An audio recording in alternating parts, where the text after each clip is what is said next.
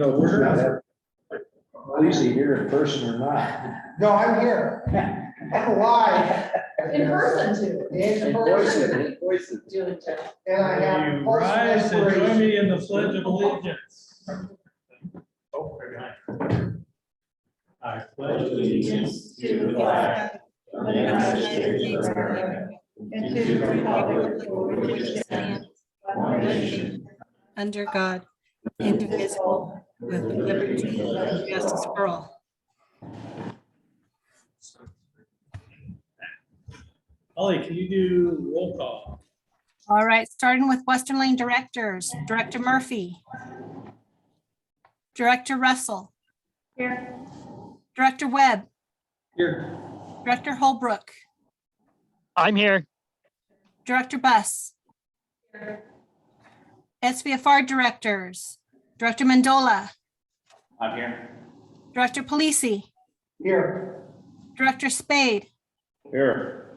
Director Heppel. Present. Director Burns. Okay, WLFEA Directors, Director Murphy. Director Spade. Here. Director Webb.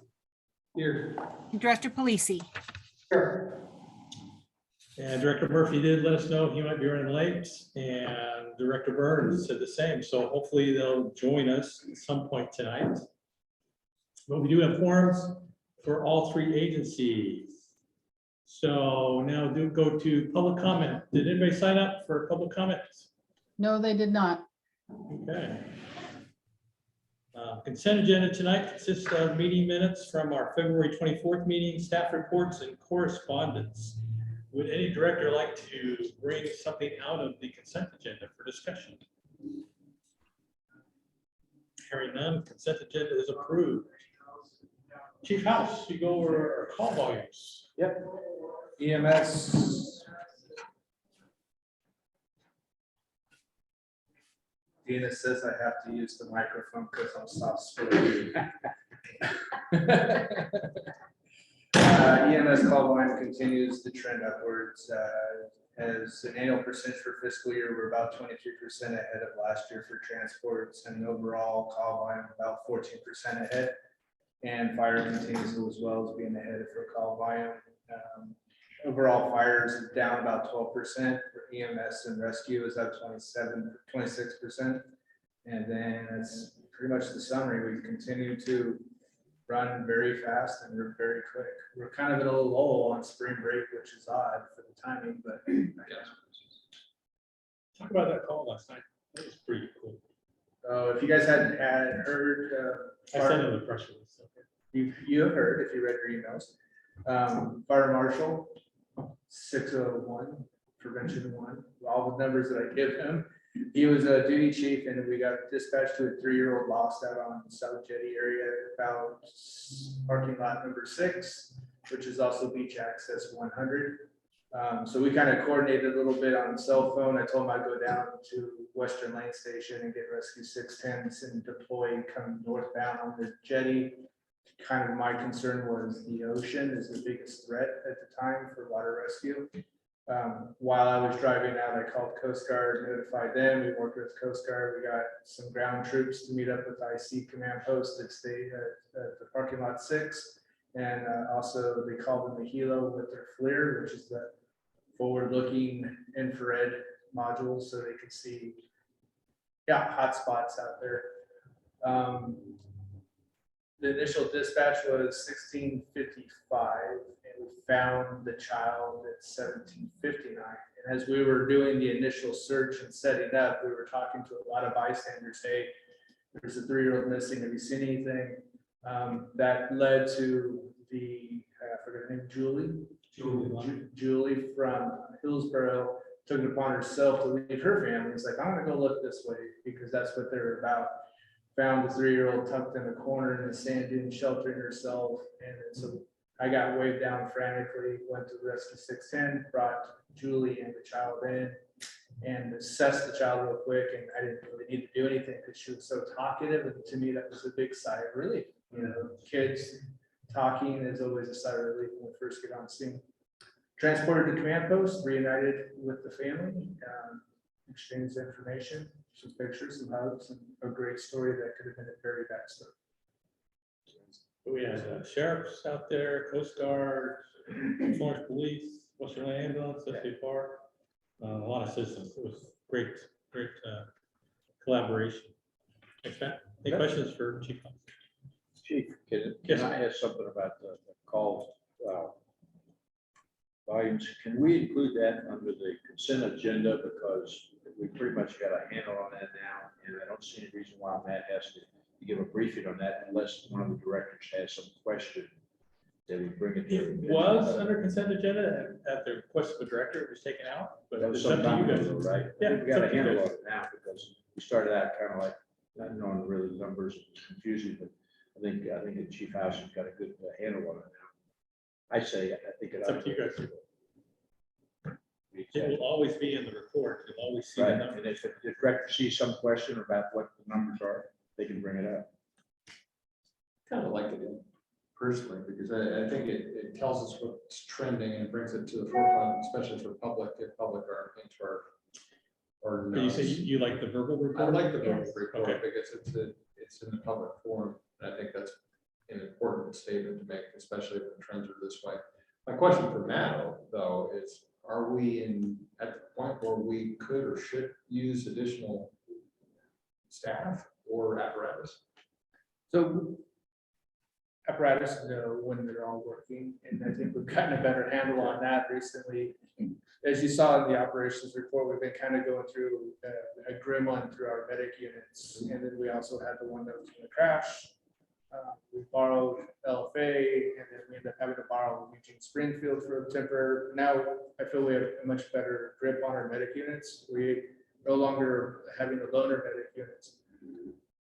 So that answers the question about to the medics. As for when we are fully staffed at 6, we definitely can handle the call volume and the surge volumes that we have. One of the things that I've been really mentioning, and sometimes we're always thinking in the now or looking ahead, but it's really good to look backwards. And I've been doing that myself because we have a lot going on. And I was like, well, gee, look what we've done over the last 2 years. We have 9 career firefighters now that are trained, and we have an ALS engine that responds as a minimum of intermediate life support. So we have shared resources like we've never had in this district in the 20 years that I've been working here. So that helps to flex some of the fatigue, the workload. And then also when we do become lower staff with the emergency call out from the staff, we're pulling and using resources and working together as one team. Something, again, I haven't seen us work this closely in my career. I've seen us work close, but not like this. So with the collaboration, you feel that we're able to cover it, whereas before when we were just Western Lane, we probably would have been struggling. So there was definitely lines of separation lines, I guess you can say. Now we've nudged those lines, kind of breaking down some barriers. Staff have bought into the concept of working together, and they're doing a really good job working together. We've developed the fire side to be stronger on EMS because the call volume is so much heavier, and they've met the challenge. So that gives us the ability to cross-utilize the staff that are trained in that areas. And on the other side, we're doing the same for the EMS. We're training them to get stronger on fire. We're doing different scenario trainings, we're in the process of rolling out, what does it look like to be an EMS provider on a fire call? This is what your expectations are to do. Chief and I were working on this, well, he worked on it and just sent for me to review. And I think we're in the right direction. So in essence, what we're planning on with the staff, combining the staff is the solution for the increased call volume. Absolutely. More numbers always. We see how it's gonna work, and if we have to pull the trigger on more staffing, we'll do that. But No, I think it's gonna push it out. Director Spade, I was the one that asked for the report and to be pulled out of the consent agenda and be verbal each meeting, because I wanted to make sure the public was aware of, and we were aware of how much the call volume is and how it affects staffing in our budgets. And I think that I felt that most public is not going to go in and read our consent agenda. If they're that interested, they're going to just come in and they're going to listen to what we say in the recorded meeting, and that's why I wanted to make sure it was before the public. It was part of what I wanted to do to make sure the public was aware of what we did and how we did it. Well, I think that the explanation that the Chief House gave about what happened with a little 3-year-old girl was a good thing for going on the record. However, for us to sit down and look at those numbers that we do, because I feel the Chief House has got a handle on that. And if there's something specific that he wants to bring up, that he could bring that up to the board here and say, we've got a problem, we got this disparity in these numbers or whatever. And that I don't see why we have to look at that. You look at it on the record, because it'll still be there in the minutes. However, I don't see a reason for us bringing it up in discussion in an open meeting unless there's something specific at Chief House. Like I trust his. Well, I trust him too, but my reasoning behind it was to make sure that all of the directors were aware of it, and also the public that listens in is aware of it. It's more of a public education thing too, to make sure they're aware of what we're doing, what, the increased work that we're doing. with Particularly with our when budget. we're going up for. How effective is the public information as far as, is that doing anything for the community? I don't know if it is or not. That's just a question. Could we get a consensus, or do you want to see how all the other directors feel, or? I really don't care. I just brought it up and said, hey, whatever.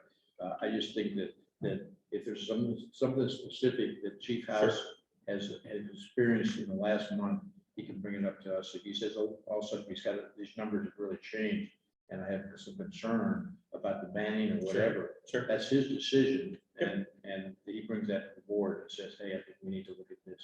It's just like when you look at the accounting and stuff and all the credit card bills and this and that. It's a lot of stuff. Sure. That does the board have a reason to be involved in that unless they perceive a problem? They can look at the numbers. We get the paper. Certainly have to review, yeah. Jim? Well, yeah, it's a call of concern. Whenever you have an incident of a missing child, you don't know if it has resulted in a significant incident where there was more people involved. Could have been an overturned vehicle, God knows what. Excuse me, but that has nothing to do with the numbers that Chief. Yeah, we're just talking about the call volume. It Just does. just It a does normal have call a- volume. it does have a direct relationship to call volume. When we have a significant event like this, it needs to go into a separate category. Sure. And it's not something that is going into daily routine of calls. Right, but the question is, should Matt at the board meeting present our call numbers, just our normal call Yeah, I think you should. Okay. Absolutely. numbers? That's Regardless if it's a significant event or not. I believe that all directors in the public need to know what our call volume is. And furthermore, It would still be in the board packet. It's just the question is, does it it need needs to be, it verbalized? needs to be daylight, in my Okay, opinion. yeah. Tim or Vanessa, yeah? Well, my only thought is in correlation to a hospital, right? So when I have people reporting out, we report on abnormalities. And if I have somebody report out quarterly or something significant has occurred, you report out or as a consent agenda item. So I can see where it could go either way. But as long as it's short, concise, and to the point, and it's not just a big elaborate report, the snippet, I could see would be value added, but just to report on numbers sometimes is just not value added. I'm not seeing a big consensus either way, so. I think Matt does a great job of bringing it right to the point, so Yeah, he's okay. cut it down to 30 seconds. Yeah, I think it's important that he does read it aloud. It's kind of I would say it's the pulse of the department, the call volumes and what's happening. And even though it's a quick little, just numbers, but I think it's important that it's brought up. If I can add, when you look at my ops report, generally the key information are those signal calls that happened last month. And then the call request, from the director, Russell, to do this was again, a different time, different venue. I'm happy to modify, condense. You guys know I love talking so much. So if you want me to shorten it even more, I can shorten it more. If you want different data points, I can have different data points. Whatever you're after. I think understanding the trend of what's happening in the community is the most important part of my mind. Are we staying pretty level with call volumes going up, going down? I just think that's really critical. We're not doing away with that. I mean, he's gonna do the report and we'll see it as records and we can see, otherwise, why is it just changed in this one area here and it's gone up a lot or it's gone down, what's the difference here? But as far as just taking the time and it doesn't, he gives a report, it's fine and dandy. And it's kind of a small thing, but I don't know why we have to discuss that as a board because of his inputs. He can give us the inputs like he did of the 3-year-old child, but as far as everything that goes on. I think just, for me, I just like to know what the trend is. That's really that, and if there's And something. you got that some- paperwork. Yeah, but I like to hear. But maybe Matt can say continued upward trend of 2%, 1% stable. I mean, it could be something that simple, but just to acknowledge and verbalize what the trend is. So. So I'm not seeing a big I know. feeling either way, so we just continue. I think the majority says please report. Okay, we'll continue. No, I'm happy to be, whatever you, I am sportsman in this situation. We will do what the majority wants us to do. All right. Okay.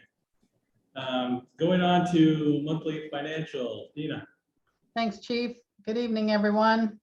Well, I did all the appropriation transfers that you voted on last month, so the financials are really looking good. Expenses and income are tracking according to what we expect for this time of year.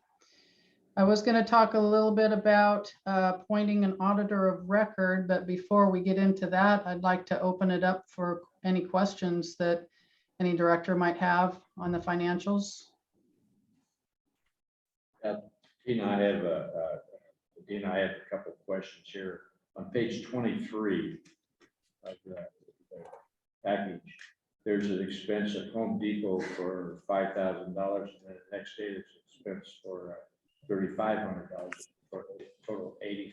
I just want to know what that might have been. I believe that was purchasing some ovens and a refrigerator. Chief House, can you help me with that? Upgrading appliances for our kitchen as we transition to more of a living staff that is 20 years old in there, so we've gradually been upgrading the appliances while we have the money. Okay. Well, I think it's important, as director, that I know why that expense of $8,500 was made. That's not the question. Your reasoning behind it, but I just want to know what the reason was for the expense. So Tina, the credit card slips doesn't have like our other expenses that we can hear, say what we spent it for. I don't want to add that to Dina's workload by adding that. I mean, it's easy to have a question here at the board meeting as opposed to her having to go down and annotate everything, what the expense was. I don't want to do that. I approved the purchase order, so there is a review process in there. It's just my question as a director. Absolutely. That's what you're here for. Then on page 49, there's another, who is Suzanne Gano? She was formerly on our MCR, page 49. Page 40. I'm not seeing her name. It's down near the bottom there, the third and fourth from the bottom. So she was an employee with the MCR program. 48. She's an employee with the MCR program that's no longer with us, so that was her final check. Oh, okay. And then one was her final check, and the other one was training. We paid. In fact, I think I signed those. Yeah, it could have been. So it was training. Yeah. Okay, that's good. And Getting then, back to the question about facilities, do we want to have a separate line item for facility expenditures to answer Director Spade's questions about, hey, if you got to spend 10,000 for new appliances at the station, maybe put that in facilities compile. We put it, it's in our capital. Yeah, I understand, but I mean to break it down, so if there is an expenditure for $8,000, it can show station whatever needed a new fridge and a new one. I'm not trying to add more work, I'm just trying to simplify, so if somebody looks at something because it doesn't say what Yeah. it is. What budget line would that have been in? Was that in for that go into facilities for station one? I'm looking, hold on. Gotta go somewhere, Jim, so it's. with the I station- would think it would be, I'm thinking it went into capital under Siuslaw Valley. I don't have a breakdown in the board packet, but I'm pretty sure that went to station maintenance upgrades that was budgeted for in capital outlay. yeah, I'm looking myself. That would be, it wouldn't show up, it may not show up on, That's not, I don't see it it. would be in next month's report. Okay. But just if there's a way to break that down. Well, it sounds like Stations what 1 she through said 10. about the line. What's that? What she said about the line item was it was for, it stated it was station one and capital outlay. Then Yeah, but it's not showing up this month in this report. It'll it would show be in next month. month's? Yeah. Okay. Understood. Thank you. We can always expand the capital outlay line item in the expense reports, so you can see a little bit more detail of what the big projects are. Yeah, it's not really broken down, but I don't know a better way to do that, other than I signed the purchase order and the director signed. the Like check. I said, I don't want to have more work Yeah. to staff, but if there's a way to. Any Yeah. other questions? I had one on page 32 with the Carl Stores endoscopy America. Was that capital for endoscopes for EMS vehicles? On page 32. And that was updated on 2/14, check number 20593. Carl Stores. Carl Stores would be the endoscopy equipment Okay, for the. innovation.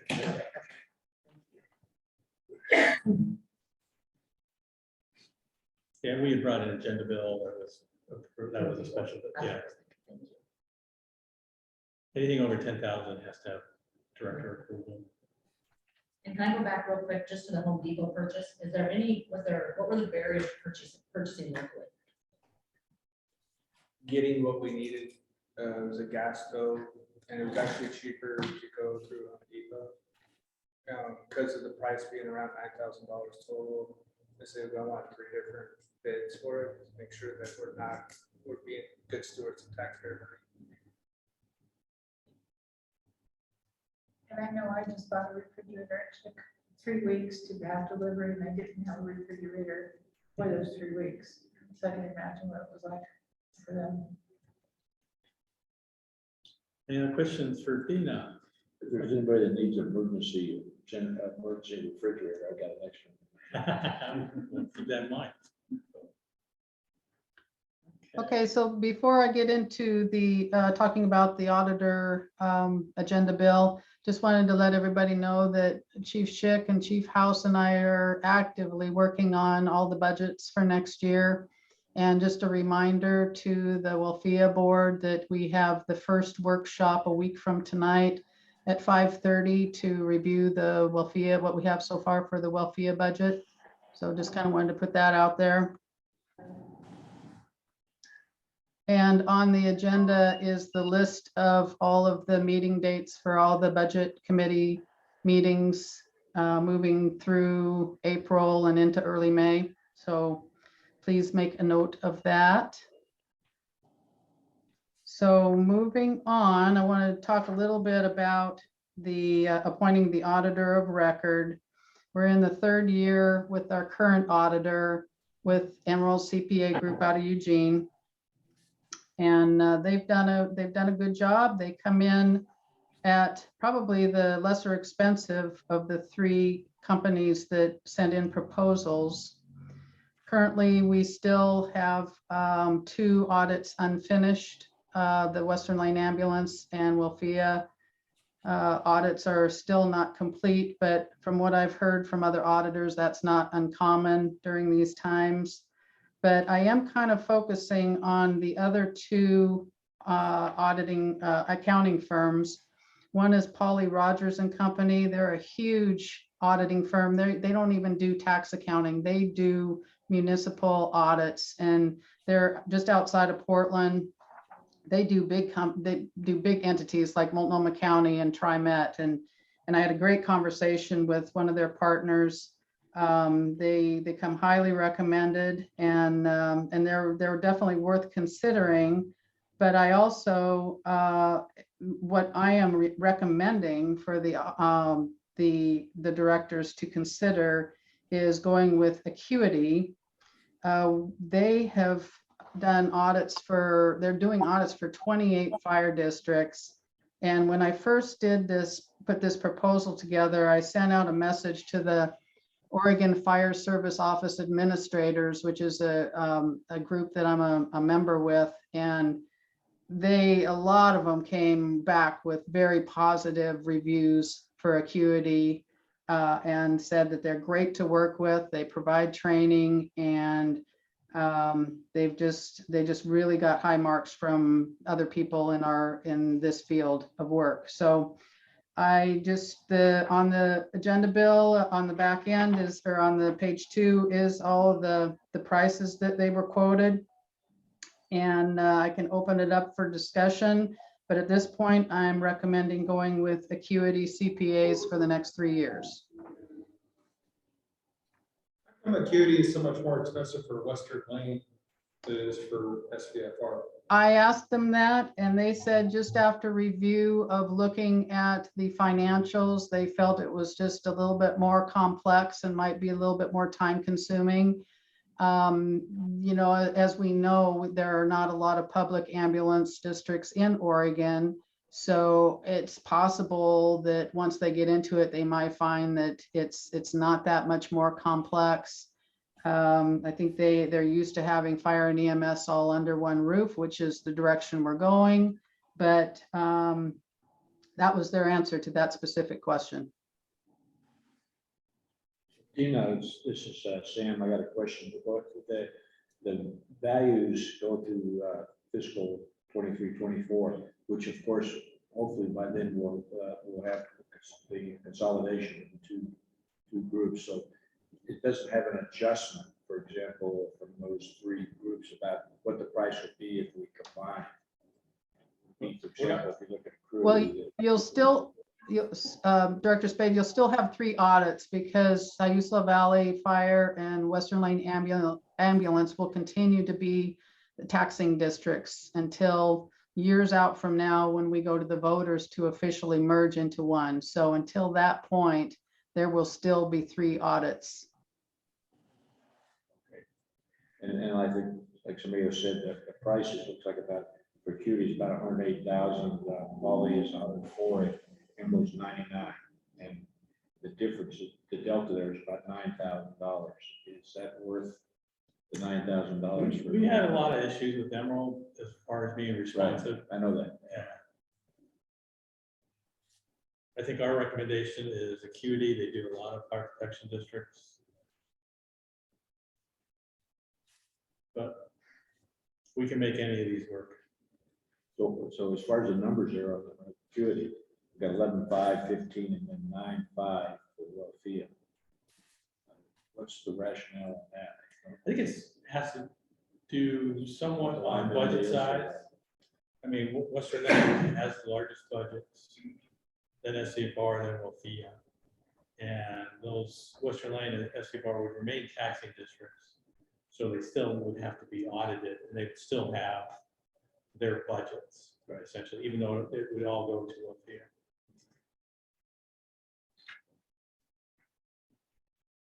I actually have a question about your experience with Emerald, just trying to wrap my brain around the cost difference. You say they were non-responsive, so you guys can contact them, ask questions, and get nothing in return, or you would have concerns, get nothing in return. What do you mean? Exactly that. And it was, they assigned an auditor that was retired, and he was just sort of doing this part-time, and it was, and you know, what were some of your experiences with Emerald and trying to get responses from them? Oh, they're a little slow to respond, and but they're still, I've worked with them for years. I worked with this Emerald before I came to work for the Sayula Valley and Western Lane Ambulance. But, you know, and going through COVID, I think that was partly it. But they've been taking quite a long time at this point. I mean, here we are into late March and we still have 2 audits that are not finished and they're into tax season. And when I reach out to them, I don't get, Kathy, you've met both Kathy and Mark have zoomed in to do presentations. Kathy is pretty quick to respond, but Mark does not respond much. And I think a lot of it is because he's just working part-time. But they're a qualified firm. I just think that Acuity is more robust, more hands-on. Just the comments I got from the other office administrators was very engaged, very involved, and very attentive to working on the audits and getting them done by December 31st. Adina, how many audits has Emerald done for us? Or including this year's? Just these 3 years. I worked with them before at the Port of Siuslaw, but they've only been here for 3 years. Best practices, typically you want to change every 4 to 5 years anyway to get a different audit look. So I'd make a motion to appoint Acuity, at least for the Western Lane, as our auditor. I would second that. We have first and second on Western Lane. Any discussion? Call for a vote. Second. Who was the second? Vanessa.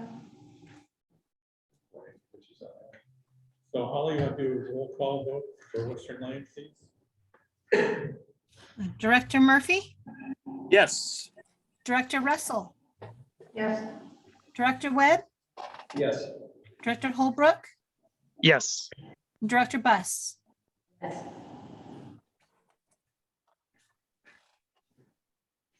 And question for SVFR. Well, I can speak. May I speak? Yes. I tend to agree with Mike on this, that, yeah, we probably should rotate this out. And Acuity appears to be an agency that has done fire and EMS districts in the past. So I would like to see us move in that direction. We have a motion to select Acuity as Jim Polisi so moves, makes a motion to appoint Acuity as auditor of record. Wait a second. Cam Spade seconded. Any further discussion? Holly, can you do a roll call vote for SVFR? Director Mandola, Yes. Director Polisi, Yes. Director Spade, Yes. Director Heppel, Yes. Director Burns. Same question for WLFEA. Hopefully it's all the same, but. It is all the same. Motion to approve Acuity by Murphy. Okay. Is there a second? Second. Second by Polisi. Any discussion? Holly, roll call vote for WLFEA? Director Murphy, Yes. Director Spade, Yes. Director Webb, Yes. Director Polisi. Yes. Okay, thank you.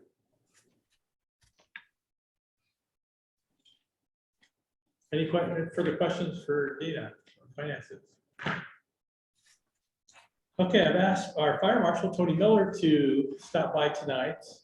He's going to talk about, I think some of you have heard over the months that we've had some issues with PTSD with some of our members. And it's something that we take very seriously. We're very concerned about that. Tony leads, or is one of our leaders of our peer support team. And we went outside and got some additional help, and I asked him to talk about what they came up with and the results of that. So, Good evening, Director. Appreciate this time to talk with you all. Coming to you all tonight as a leader. We can't hear. is that on? Yeah, you guys should be. Is it great? No, now it is. There you go. Get it closer. Get it closer. I'll get a little closer. So I'm coming to you all tonight as the leader of peer support, as the fire marshal. I was requested by Chief to give you all an update for the team morale building events that were conducted through the last several months.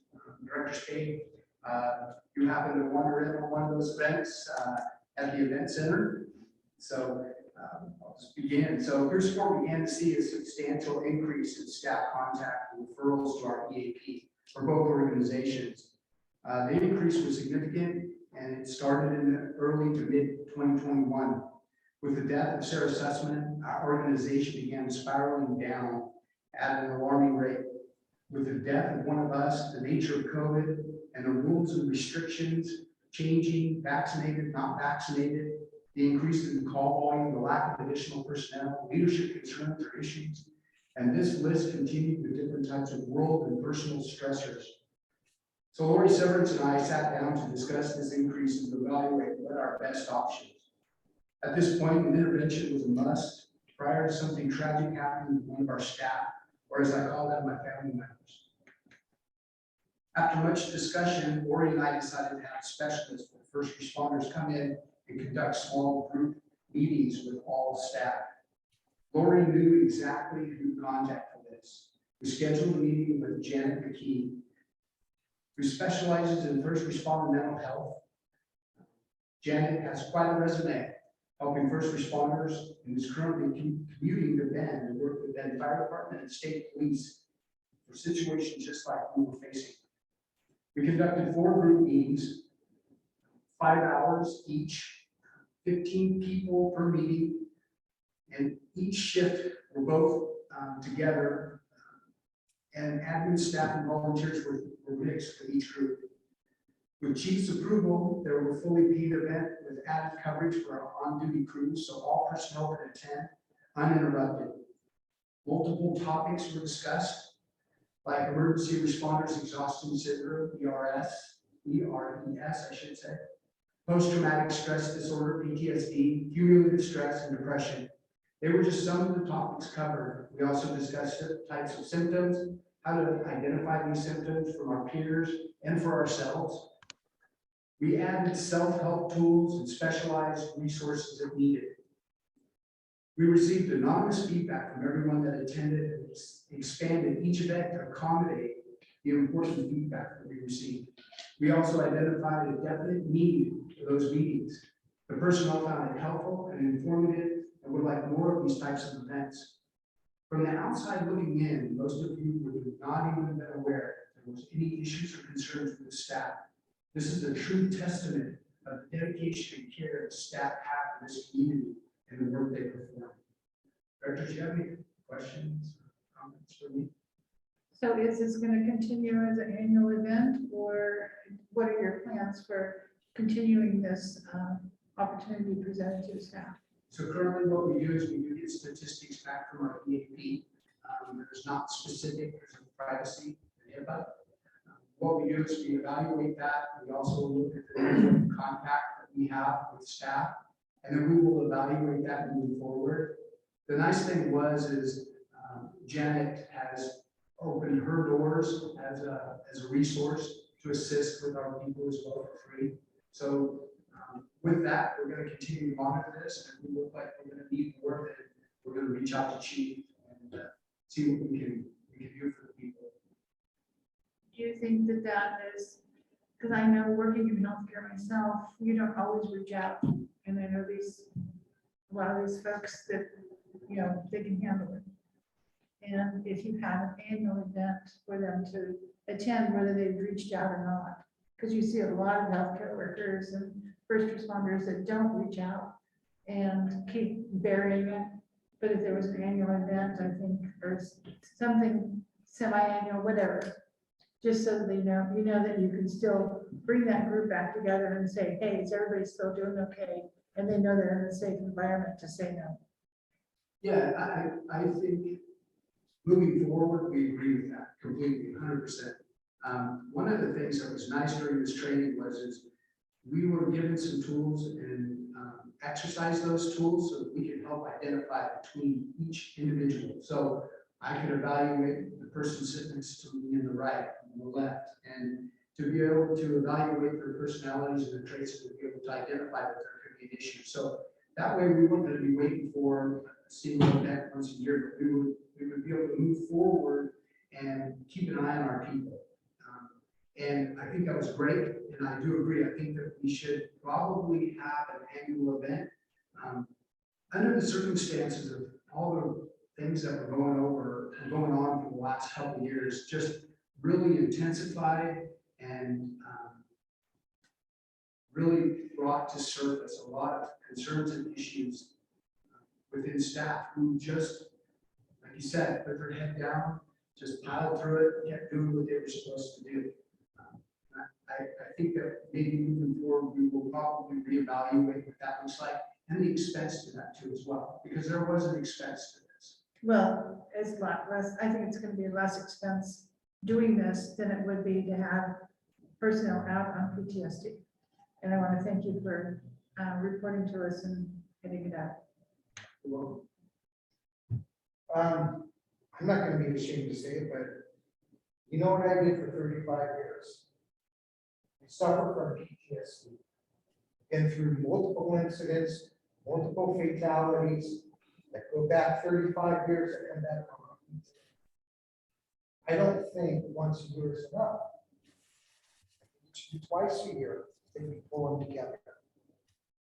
And this is part of a larger program. I mean, we do after action reviews, which Yeah, we but tend to it approve goes that further than program. that. Oh, yeah. Because you can stuff it in the closet for so many years, and sooner or later, it's gonna come out. Oh, no, And absolutely. it can come out at the worst time in a person's life when something triggers it. And to a first responder, it is something that digs you. You probably have seen it. Oh, absolutely. I know you probably have. And when it gets to a point, the best course of action is get ahead of it.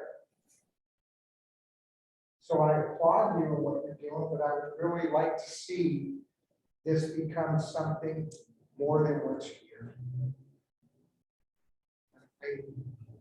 To me, the cost long-term, I'd rather pay for it now, get ahead of it, than pay for it further down the road when it's out of control. Chief, one of the things that I wanted to talk to Tony about was I've talked to the chief about having a fire station chapel. We haven't had one. I don't know if we ever did. But I brought up the idea to the chief about, that's another aspect of working with PTSD, which I've experienced that myself in Vietnam.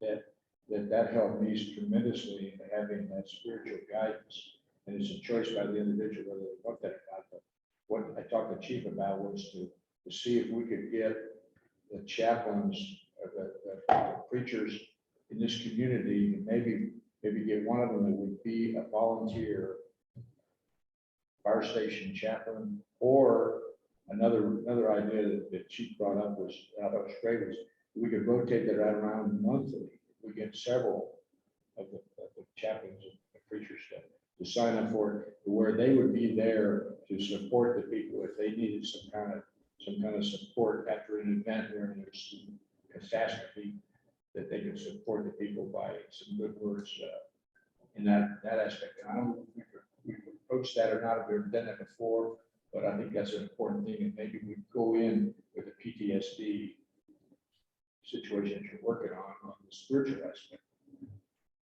That is a very good point, Dr. Spade. I got visited by 3 chaplains while my wife was in ICU over here.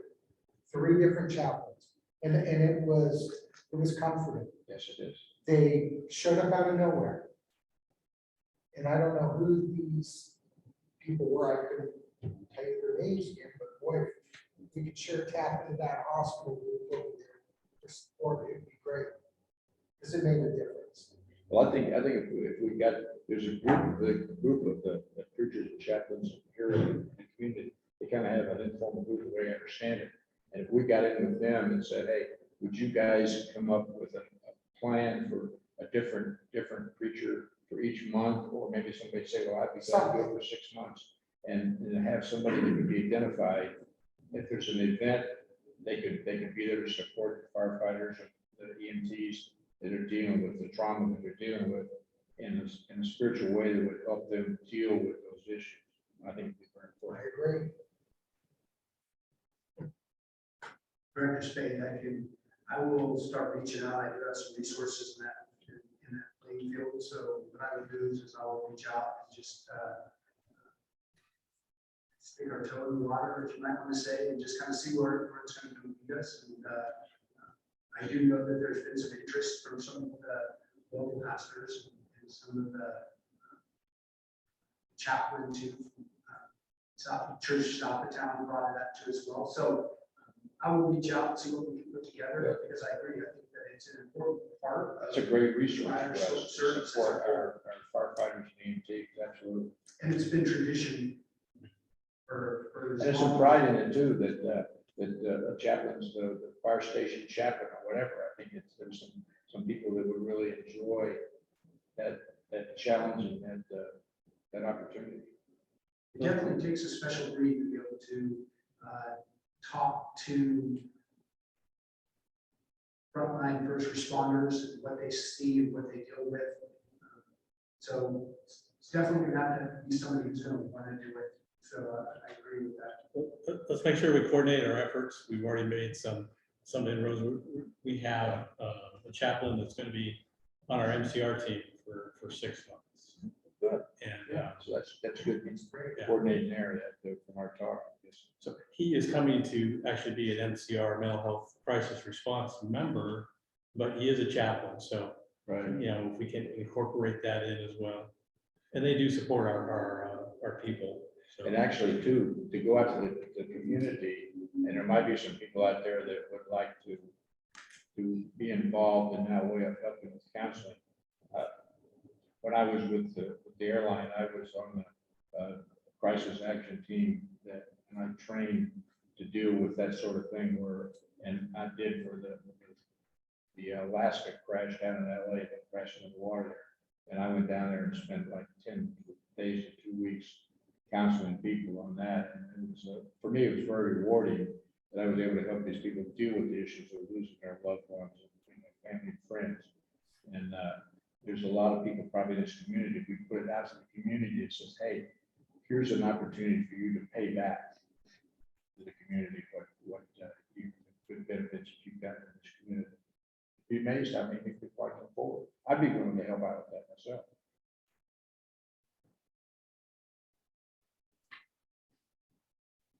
Good, thanks, Tony.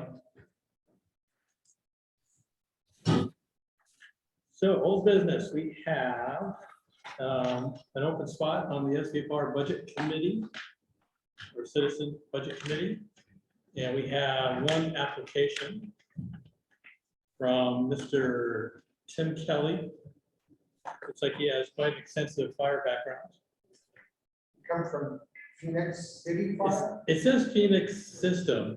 Yeah, I haven't talked to him. So I don't know if it was Phoenix FD or. maybe they changed their name, were they Metro at one time? It's so big. If he's one of the Brunissini boys or something, Yeah. I don't know. Okay, So we just need a motion to accept Mr. Kelly on the SFR Budget Committee. make a motion that we accept his. Motion by Director Polisi, And I'll second it. second by Director Spade. Any discussion? If roll call vote, Holly? Director Mandola, Yes. Director Polisi, Yes, Director Spade, Yes.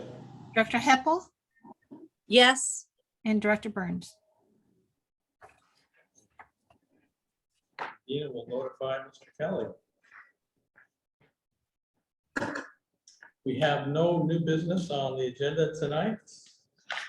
Director comments, opportunity for directors to talk to us about anything. Anything at all. I wanted to. no, go ahead.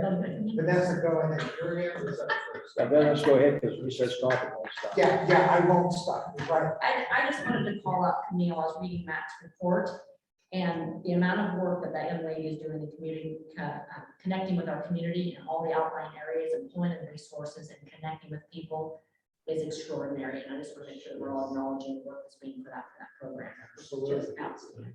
I tell her that daily. She's doing an awesome job. So is she gonna take the position permanently?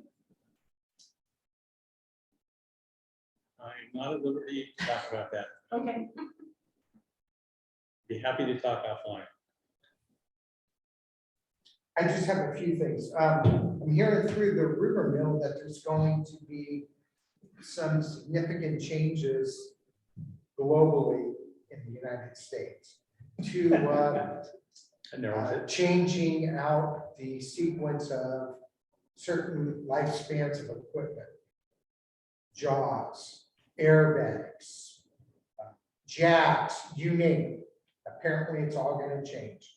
Have we done any kind of survey to find out where we are on our equipment replacement schedule? And We do follow NFPA guidelines. right, and are When we we can. looking towards that new cycle that we keep hearing about? When that comes, we will. Our education equipment, we just got some new. Yeah, I heard about the equipment, jobs.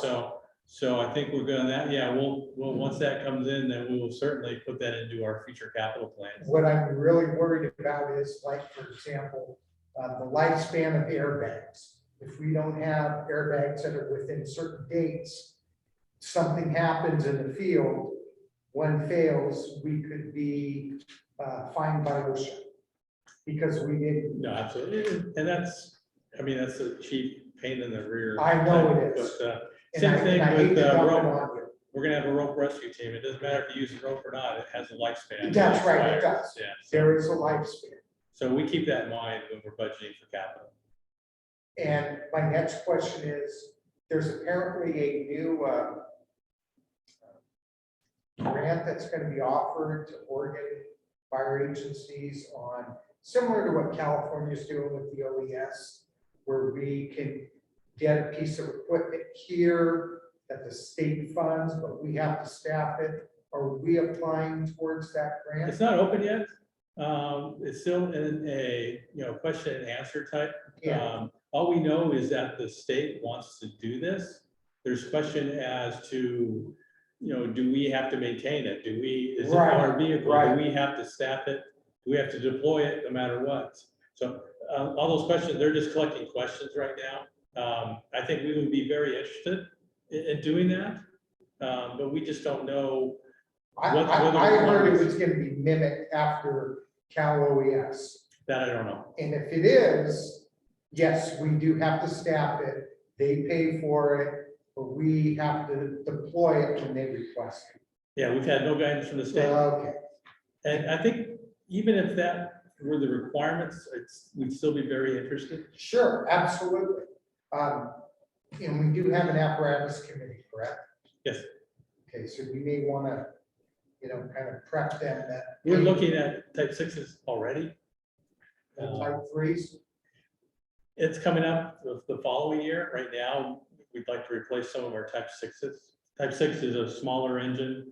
It's like on an F550 chassis with a smaller amount of water, things like that.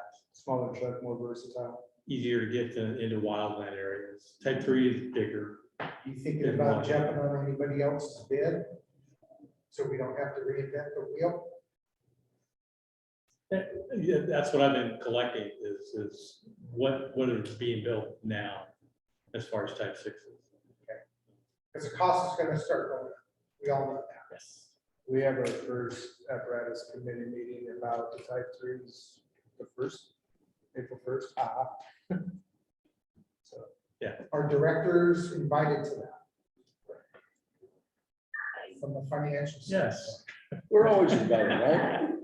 You're always welcome. Yeah, your input, always Good always answer, be Mike. welcome. Make sure Yeah, you- because I'm from the old school that we don't need to reinvent the wheel. We don't need to design something. Just because we're Western Lane Fire and EMS Authority, when other departments have already done it for us. Oh, yeah, absolutely. Okay, because that saves the taxpayers. well, we're also part of multiple different buying agencies, GAC, Oregon buys. So when we look at that, these are usually bigger bids that are being attached to it, so we can Right. jump on, brings the cost down.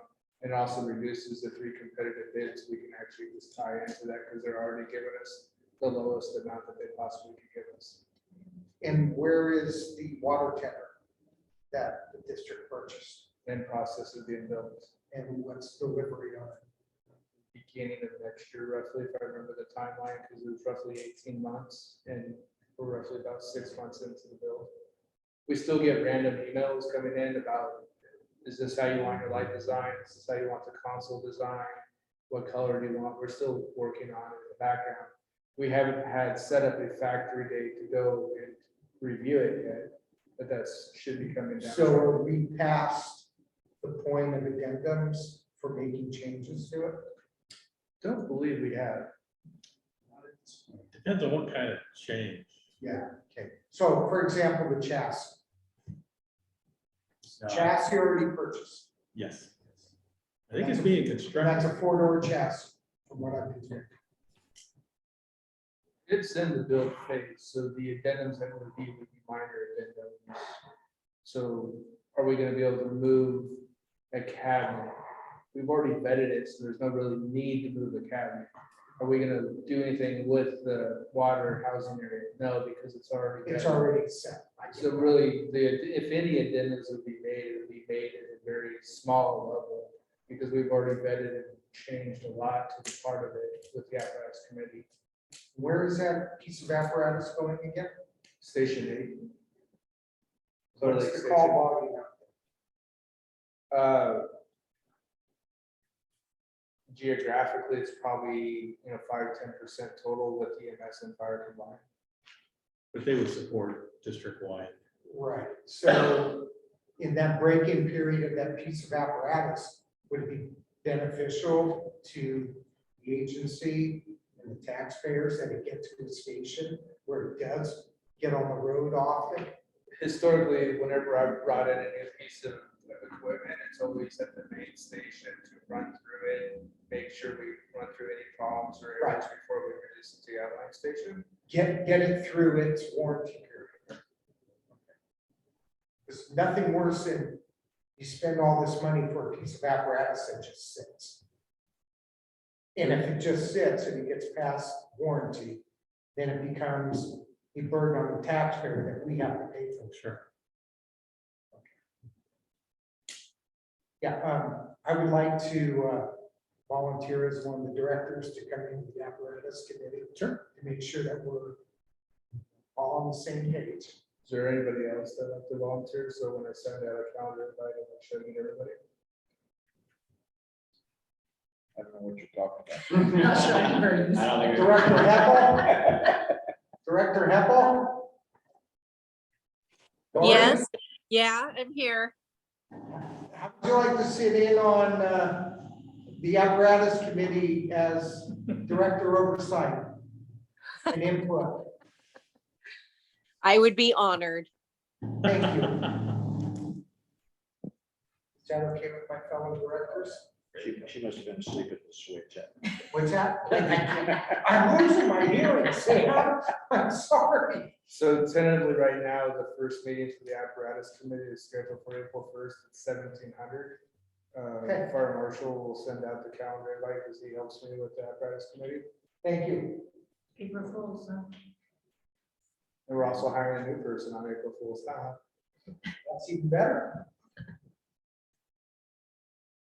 Other director comments? And Director Heppel. I think my term on urban renewal is up in June. If anybody wants to crack at this, I mean, I've been there for, I think, 14 years. I would love to be relieved of my duty. So Place will find out, I think. For what? What does he want to do? urban renewal, Florence urban renewal. So if somebody is interested in representing the districts, I think it would be. Normally they, What do they do? You sit on a committee and you talk about things. You spend $9 million on a streetscape project and you buy all field and try to put a hotel on it, stuff like that. so Yeah, I they, kinda like they that. take our I'd like to tax. see The Chief like Schick, Hollywood Bowl, you know, for a Yeah. music venue. Yeah, go ahead, John. be sure you get a close-up picture of Matt tonight, because I seen him at the barber shop getting all spiffed up for the meeting tonight. He looks sharp. Just for you, John. There you go. You got it?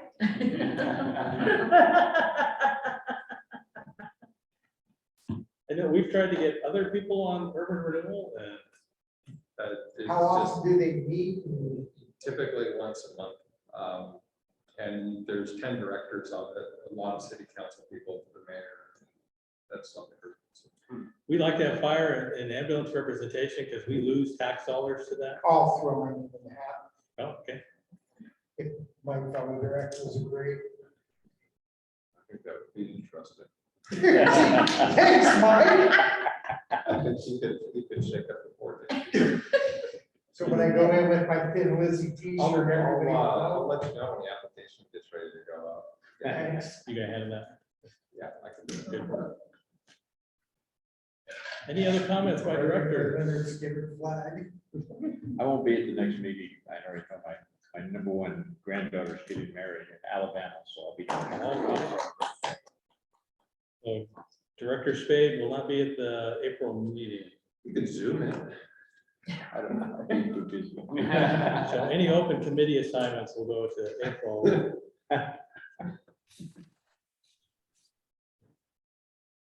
Any other director comments? So future business, we have the WLFEA budget workshop. That's just for WLFEA directors. The 4 directors, and it's just to go over WLFEA. They don't approve the budget. All they do is help us put the budget together. The WLFEA budget has to be approved by both boards, entire board. So that first one is just a workshop.